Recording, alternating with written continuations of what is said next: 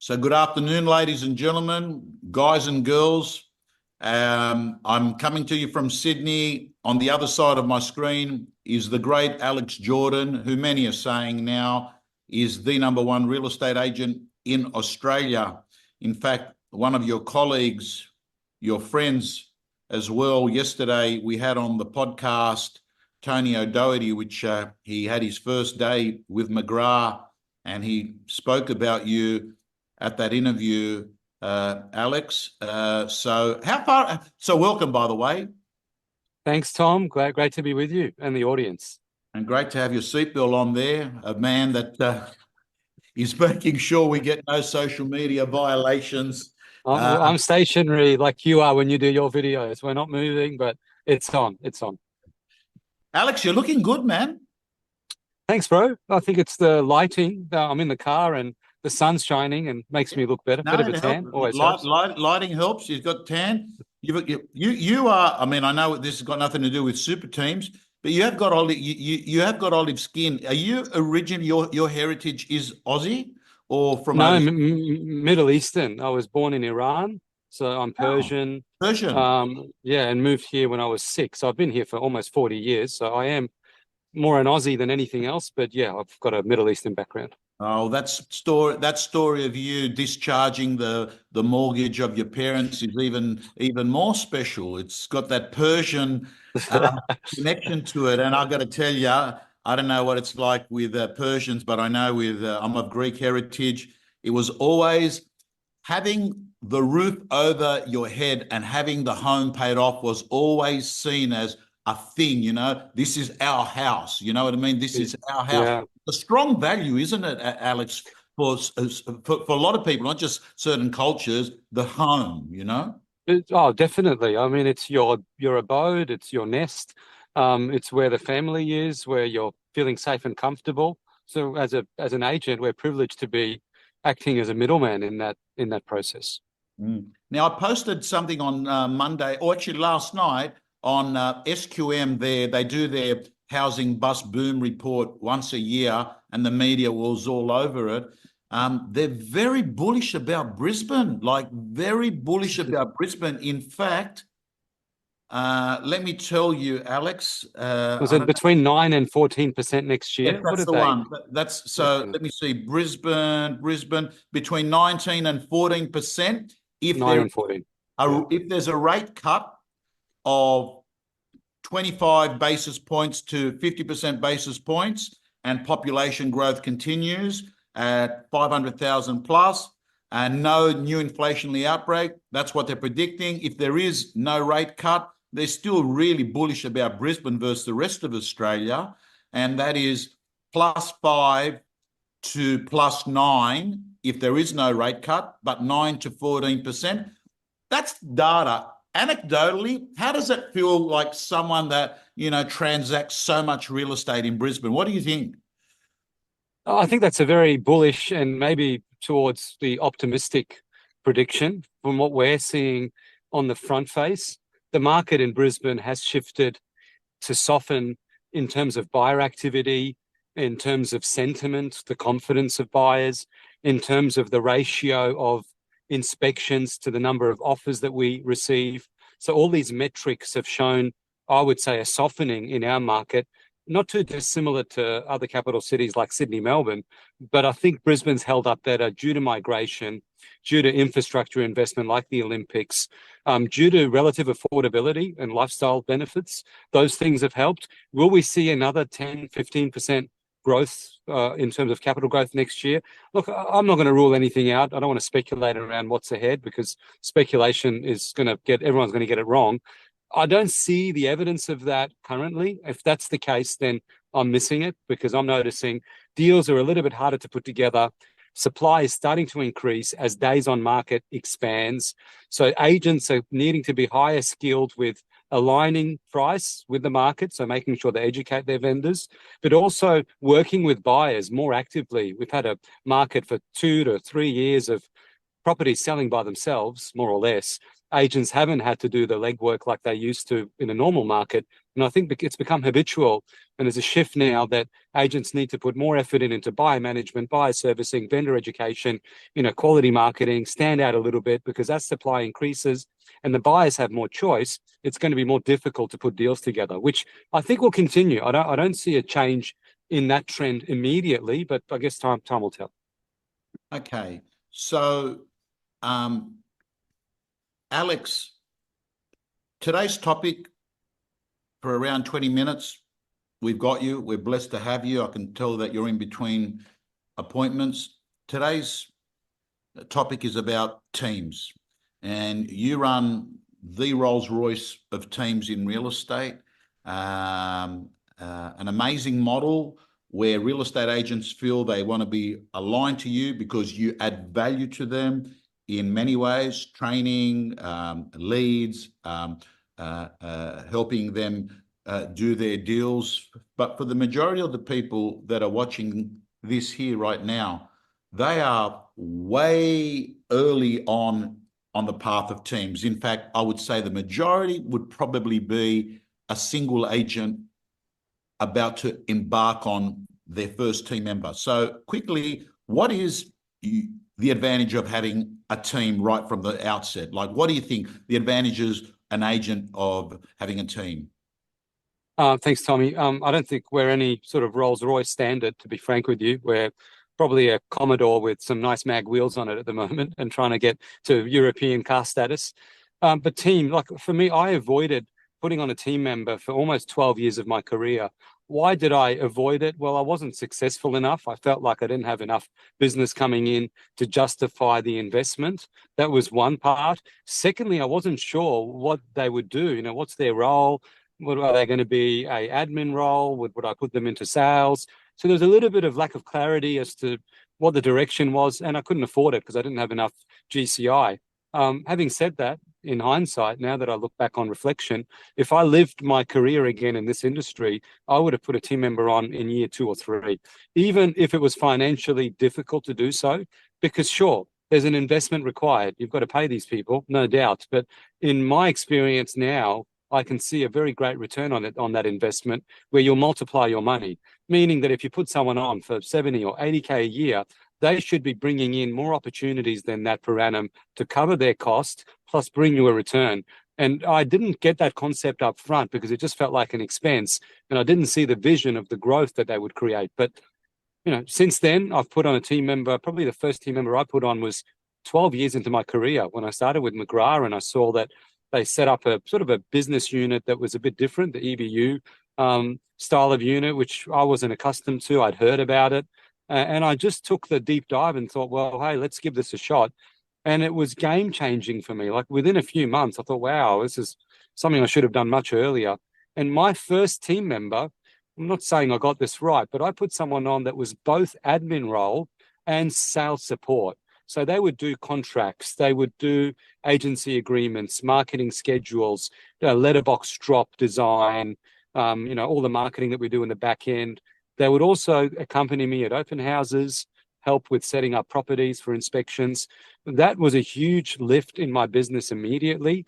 I noticed straight away when we put Josh on, and it was Josh who is now with Domain, the real estate portal, who I still keep in touch with. He's in Sydney now. He's moved to the Big Smoke. When I put him on, there was an immediate uplift in my business that within, I would say, about 4 or 5 months, I could tangibly cover his cost with the opportunities that came in. Now, those opportunities I wouldn't have done myself because he was doing another layer of marketing, targeting, prospecting, which I was just not, putting in that sort of time and effort. I'll share a slide, Alex. I'll share a slide here. I don't know whether you can see it because you're working off a mobile phone, but here is an example of, swim lanes of roles. And what you're saying is, so red represents an admin-based assistant. Blue represents a more salesy-based assistant. So what you're saying is your first one was a hybrid of the both, a combination of them doing both things. Is that right? It is. It was a combination of both until I noticed that I could put another admin person in and they became more sales support orientated. So yes, it was a hybrid. Today, it's different, Tom. Today, the team growth is just sales agents. We have the admin support. We've got Wingman, which we partner up with, that does all our back end stuff through the Philippines. And there's no other company that I would outsource for that remote sort of professional, because these guys are real estate orientated and trained. So we use Wingman for admin in the back end, and I've got an EA, you could call it, an executive assistant, who's beside me every day, and she does a lot of the stuff in terms of contracts and marketing and client servicing. All the other agents, when I build my team, are sales agents given geographic areas to target. So it's very geographically focused. What I might do, Alex, again, I might just share this screen because I'm not sure whether you've still got the same remote professional from Wingman. Is it Benji? We do. We've got Benj, and very blessed to have him. You know, Tom, I've had experience with remote professionals over the years, and I have to say the standard is very low.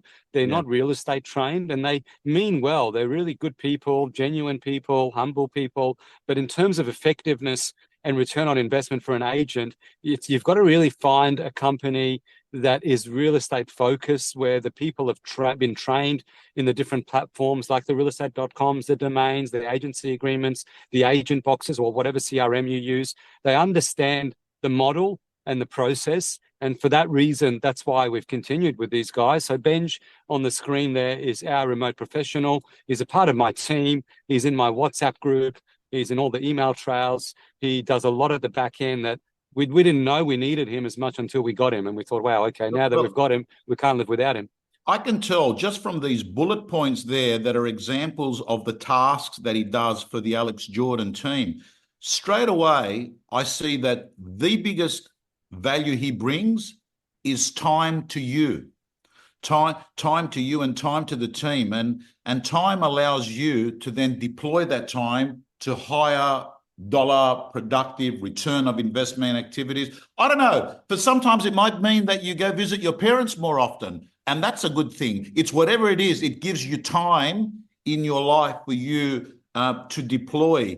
Whilst we're talking about that, because, you know, I can't help it, Wingman is actually the partner to this webinar. I want to ask you, what are some of the do's and don'ts you've learned in working with remote professionals effectively? Benji, you just said to me they're part of your team. Is it a WhatsApp type communication? WhatsApp, I think you've got to bring them in like your own team or family structure. You can't view them as an external person that just does things behind the scenes. They're heavily involved in the wins. They share in the disappointments. They are directly connected to us.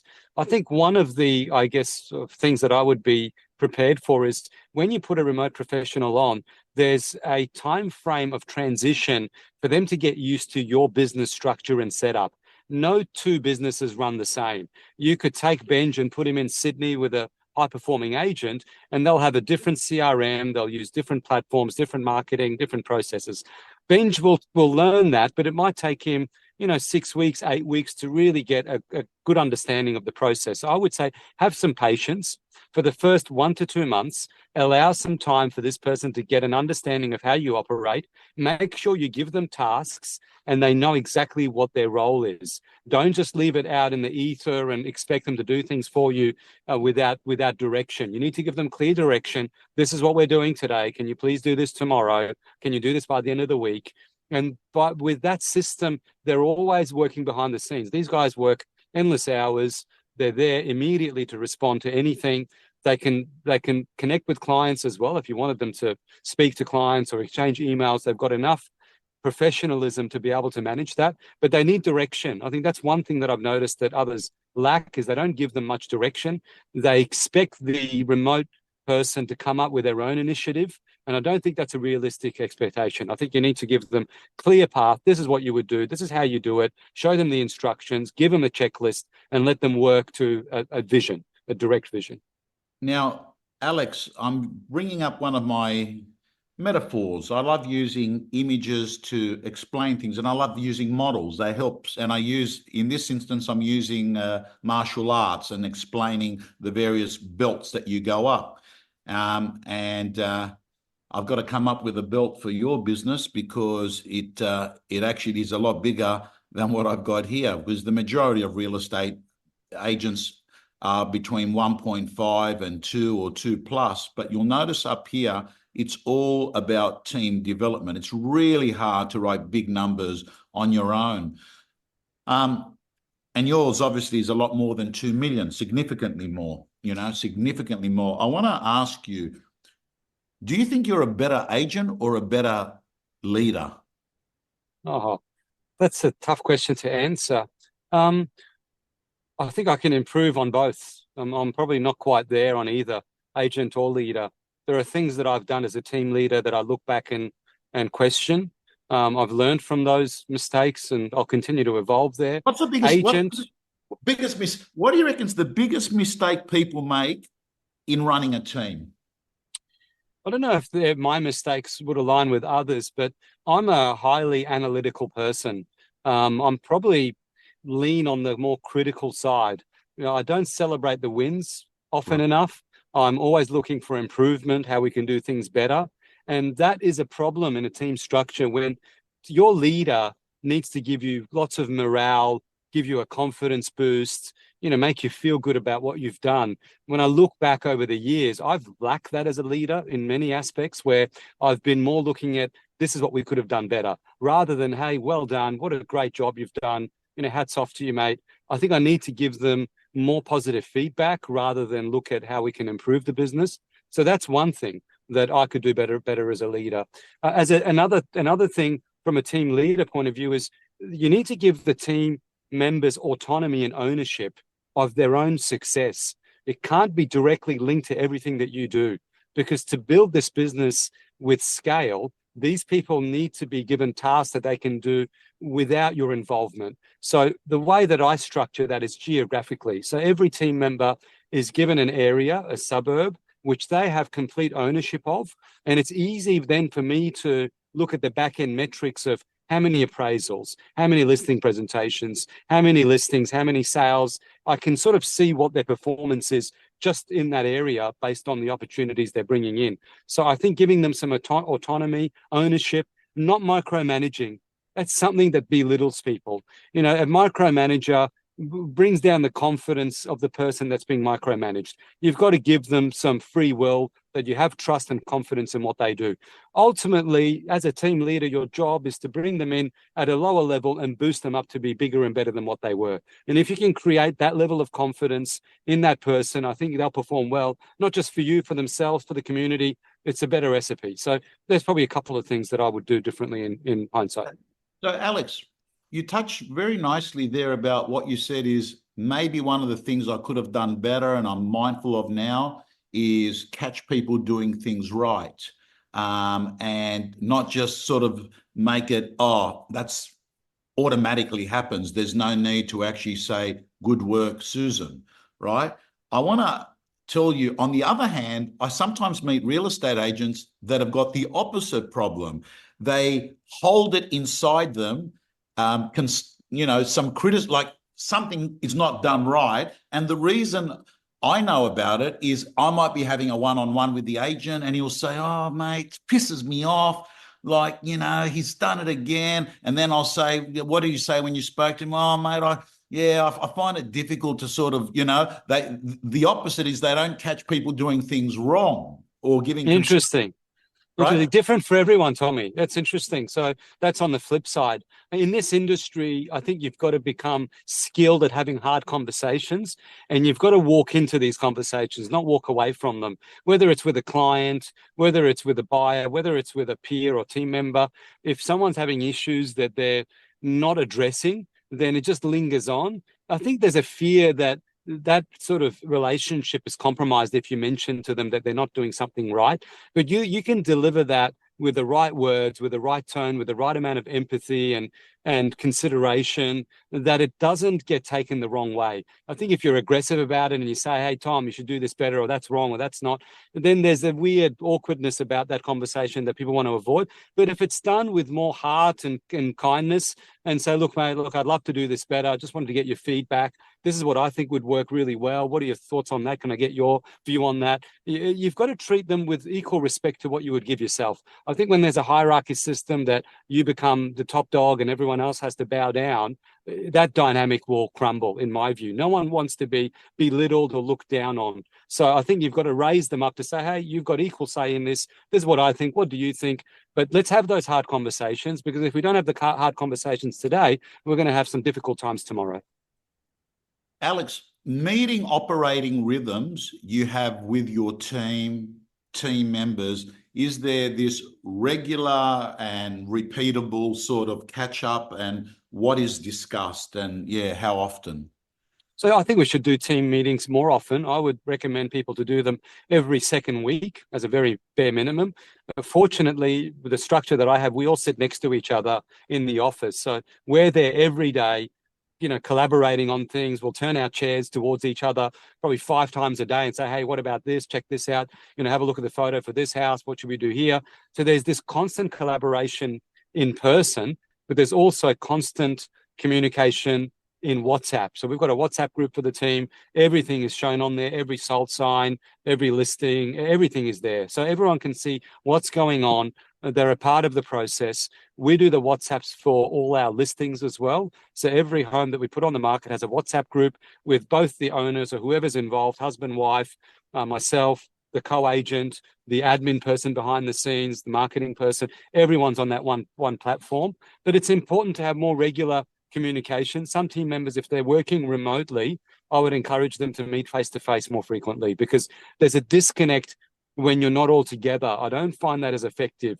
This whole work from home setup that we sort of went through during COVID, I don't think is very effective from a real estate point of view. It's the old saying, the Broncos train together and they play together. You got to train together. I would say the same thing applies to real estate. When you're all together, there's an energy that's contagious. You feed off each other. You can lift someone else who's down. You get input from others in a very quick time frame. If they're remote, it's very difficult. I would have to call them up and say, hey, have you seen this photo? I'll screenshot the photo to you. Tell me what you think. It's just a bit clunky. So I think being together in one space is of benefit. What I might do is, for all our viewers here, I'm going to share with you, and this is what Alex may have been talking about every fortnight, a proper bigger meeting. Here's an example of a weekly meeting with bullet points of the stuff that you can talk about: current stock, new listings, competitor analysis, what marketing, what's settling. And then, Alex, I notice a lot of people that just have one assistant have a catch-up for a few minutes every morning, which is standing up, work in progress meeting, what happened today, review of yesterday, today's appointments. They might text or confirm all appointments, because there is people that sort of cancel appointments, and at least at the start of the day, you can work out what your day's going to look like, prospecting calls, buyer calls.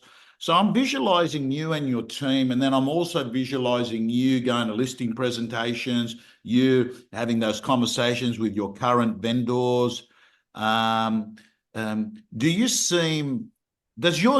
Is every day totally different, or is there a pattern to your days?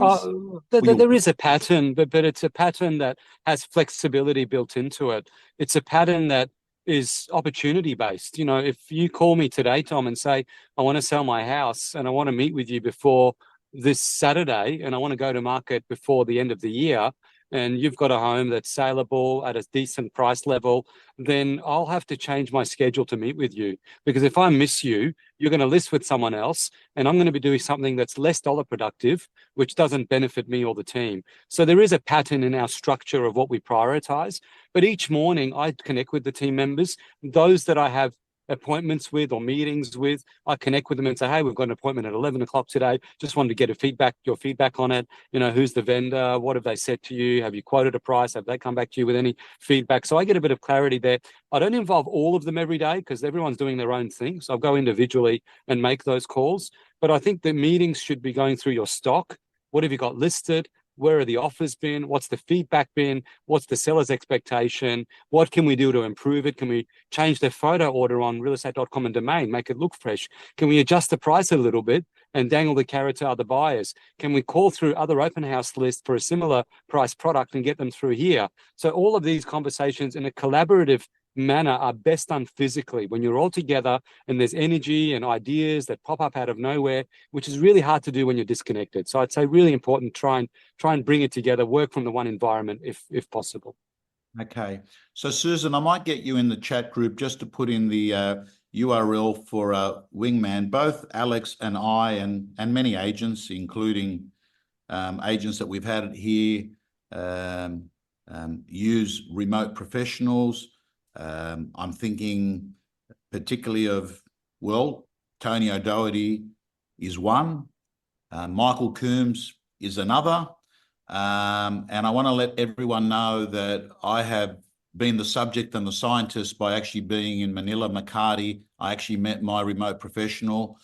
And what surprised me, Alex, is that when you go to a lot of the countries overseas, you're used to people speaking in their own language. But what was interesting in Manila, you just go to the shop and you're just seeing two locals and they talk to each other in English. So the transition, like the communication's a lot easier with Wingman because of the Manila locale, isn't it?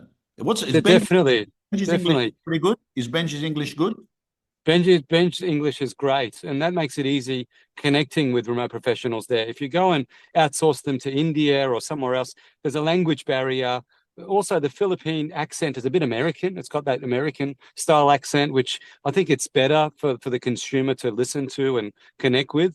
And they're real estate focused, mate. That's my big issue in past dealings is the remote professionals had no idea as to do anything. And we had to educate them, coach them, which took months, but they didn't have the work ethic.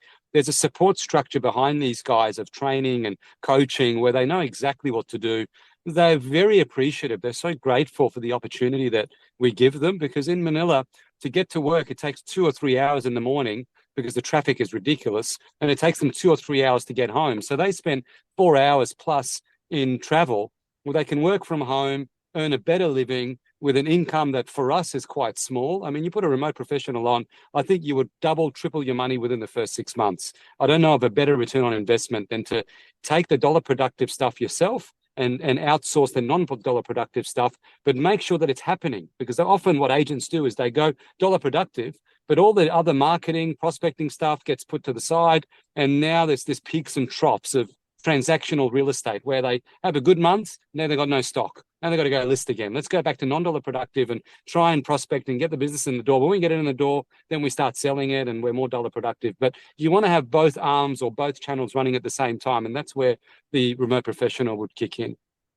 Yeah, well, everyone that's watching, I'm letting you know, if you do have a profile of risk aversion, let me tell you, it's probably suited to look at Wingman for two reasons. Number one, as Alex said, they're trained on the CRM systems, the realtors, you know, all that stuff. They understand the way agents think because they're trained before they actually start. And in addition to that, Alex, they're about a third of the investment, right? Exactly. That's exactly what I was going to say, Tom. It's a third of the investment for something that will probably do you better than a local. I find that work ethic behind the scenes of these professionals is better than a local that you're paying triple the income to. Yeah, and I know why, because there's a scene in Makati when I'm walking by and I was with Jonathan Bell, who we both love and adore, and he pointed out a big queue of the people waiting to get on the bus. And then he said to me, see that? How long do you think they're waiting there for? And I said, well, to me, that's going to be an hour to get on the bus. And he goes, so work this out.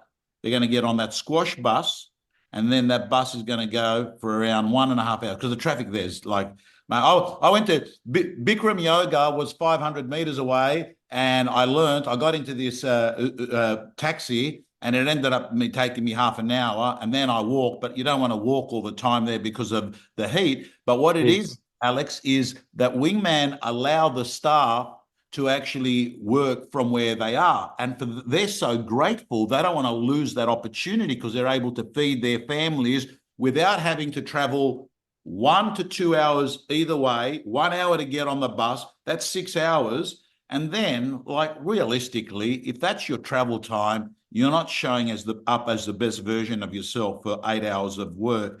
So at home, it seems to work. Alex, So by the way, anyone, if you're planning to go pro 2025, it starts now by you getting your resources together. Hit Wingman up. They're in the chat group. Finally, Alex, what's your view 2025 in real estate? Do you think it's going to be a continuation of where we've been, or do you see something dramatically happening in Brisbane? I think it's going to be an exciting year because it's so unpredictable, mate. Like you look at the 1970s, it's probably we could play a similar pattern to the 70s. In the 1970s, we had a first wave of inflation, and that first wave of inflation was then met with rate increases to try and curb inflation. They did that. Inflation came down, and then it went to somewhat of a recession where unemployment was high and it became a stagflation market. So they then reduced rates to bring the economy back to life. But the second wave of inflation kicked in and that was out of control. So the question is, will the central banks next year bring rates down to try and save the economy? And by doing that, will that then create a second wave of inflation where the price of goods like fuel, food, power, all that stuff will go to a level that hasn't ever been historically? And then the consumer is hit hard from an affordability point of view.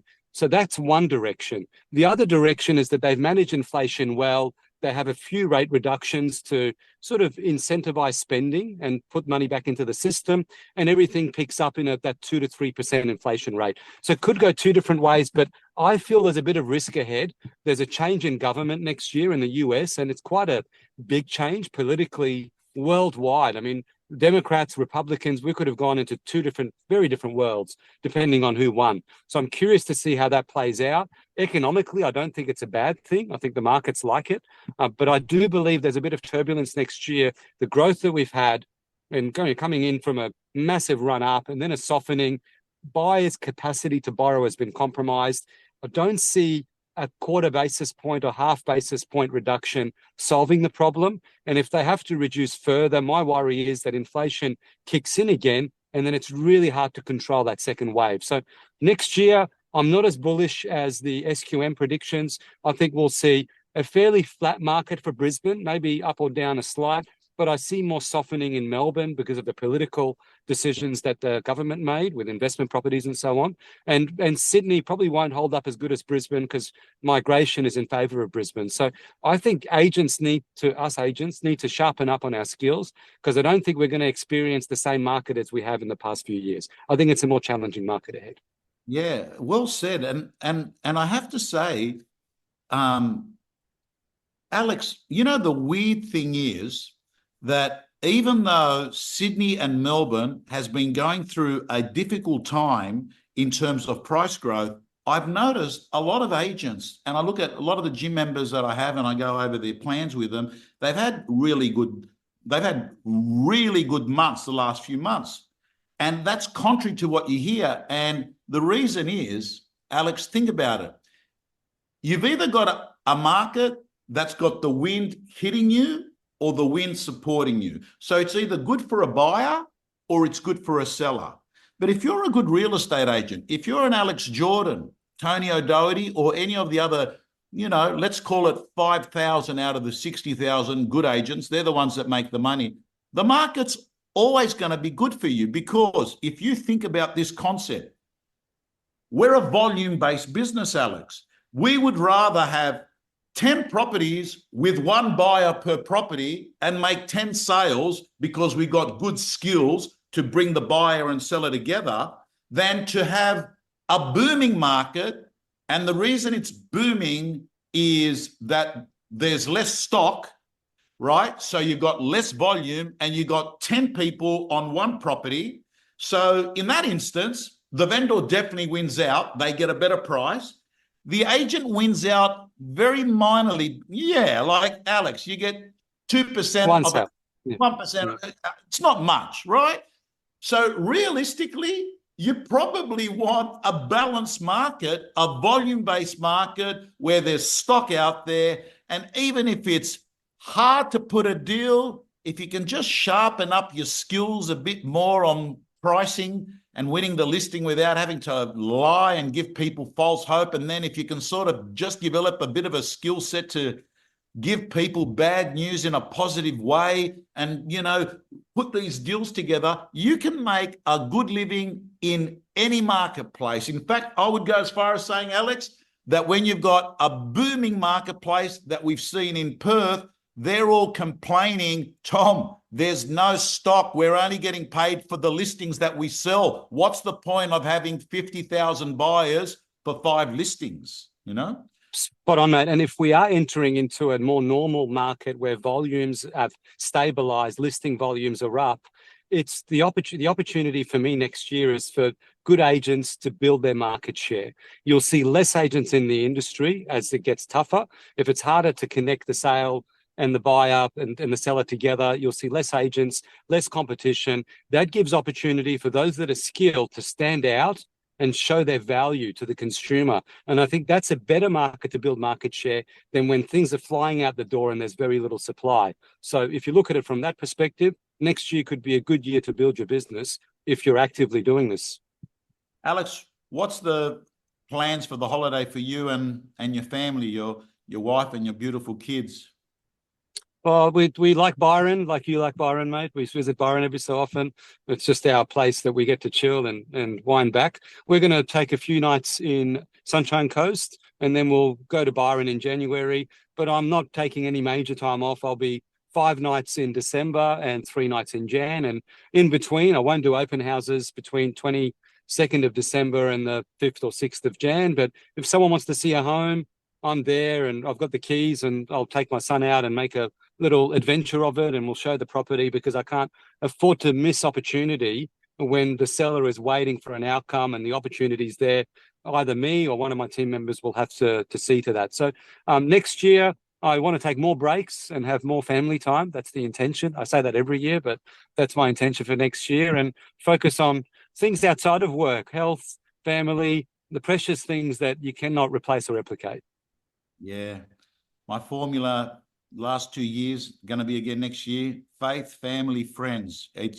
I'll tell you, and I'm not talking about necessarily any specific religious denomination, but just the simple acknowledgement that we're spiritual beings and we're on this planet and we got a lease, and that lease is going to run out. Some people get an 80-year lease, some people get a 40-year lease. Alex, I would love to catch up with you in January, because I will be mainly in Brisbane and Byron. And the reason I say Brisbane is Maddie, my oldest daughter, has picked up a law role for Brisbane that she's doing. And then she'll be coming home on Fridays to Byron. And I've been sitting there trying to analyze, how does a 20-year-old girl do that when she doesn't have a car there? But I have found that you can actually take a train she's actually going to be living on. I think you're rambling. Keep this on track. This is about Wingman. Oh, yeah, I just can't help it. I feel Alex makes me comfortable talking about not real estate. Yeah. Not everyone we're going to go real spiritual. spiritual. Which actually, to be honest with you, if you've got the ability at a listing presentation to get talking about things apart from the marketing and the fee and the schedule and the price, I think it's only a good thing for both the agent and the owners, don't you think? I agree, but we got in trouble, Tommy, so we better behave ourselves. But I wish you well, and everyone listening, hope you have an awesome Christmas, time for a great break. Yeah, please. Alex, what's the best way to pay a sales associate? I paid salary plus bonus without luck. I feel like they're here for a paycheck with no skin in the game. What would you recommend? Okay. It depends on the role. I'll separate them. So if it's an admin role where the person's doing your contracts and agency agreements and the marketing, my suggestion is that you have a salary, obviously, a base salary per annum. But on top of that, every transaction that they do, which is they're doing the DocuSign or whatever platform you use for your contracts, they get paid a bonus on every deal.